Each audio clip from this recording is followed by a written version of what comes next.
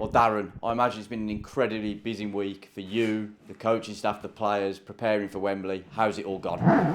Yeah, exciting. I think that's the biggest emotion from it all. Everyone's looking forward to it. But we know we've still got a job to do. So as much as we're going to enjoy being at Wembley, we know at the end of the day it's 11v11 on the grass and with subs coming on to try and influence the game. Obviously, you're someone who's experienced playoff finals and big occasions yourself. What sort of advice are you giving the players? You have to believe, and I've spoken to a couple of the players, and it can't be a case of saying things that you want people to hear. It's you've got to believe. In the core of your stomach, you have to believe. It was the same thing that happened 24 years ago. I believed. I mean, the lads believed as well that I would be the one to get the winner. And the great thing is, I'm hoping that it's going to be one of ours now who's going to become that person that gets the fans enjoying being part of the Walsall Football Club again. As you brought it up, let's talk about that day 24 years ago, 27th of May, the 3-2 victory over Reading in the playoff final. First of all, what are your memories of that day?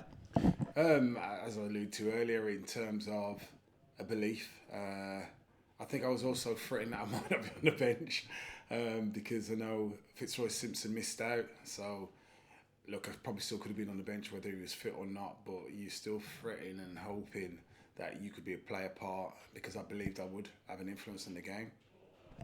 So what was that game like? It was very ups and downs with the scoreline, wasn't it? And then obviously you got your moment in extra time. So how were you feeling as the game sort of panned out?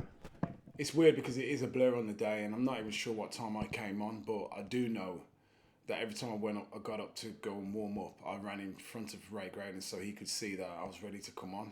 And the longer it went on, I was thinking, I'm not going to get on here. But then I did, and the rest is history. So what was going through your mind when Ray Graydon said, Darren, you're coming on, and you were waiting on the touchline? I honestly knew I was going to school. I knew I was going to school.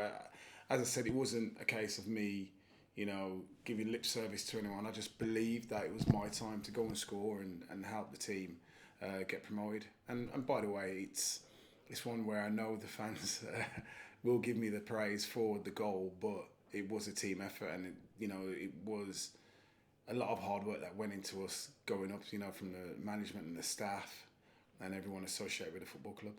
What was that moment like then when it hit the back of the net? Unbelievable. I mean, I smile now because obviously with social media, you're always going to keep seeing it, and especially with the magnitude of our game on Monday, they're going to be showing that a lot more.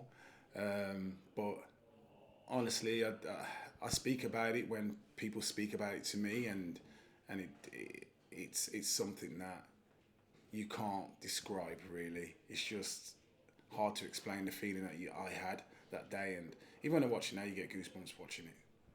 So the fans still talk about that day, don't they? The memories they had. Can you remember sort of the atmosphere, the build up to it, and all the fans cheering and singing on the day? And there's going to be thousands and thousands of saddlers descending on Wembley Way. So do you reckon they'll be able to replicate that atmosphere, if not better it?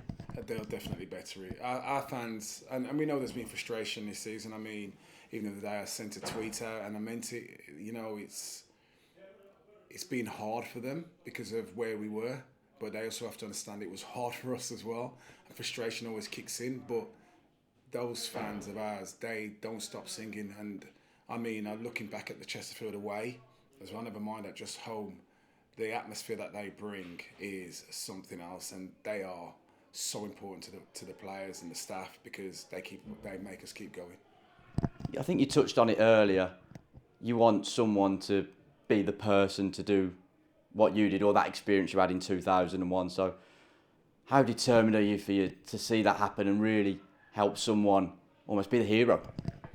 It's something where it's funny because I was thinking what kind of feeling will it be in terms of, I know I scored the winning goal many years ago, but I honestly believe this. I believe the feeling I'll have from one of our players being that person would bring me more satisfaction. Purely, look, there's nothing that beats playing. That's a fact.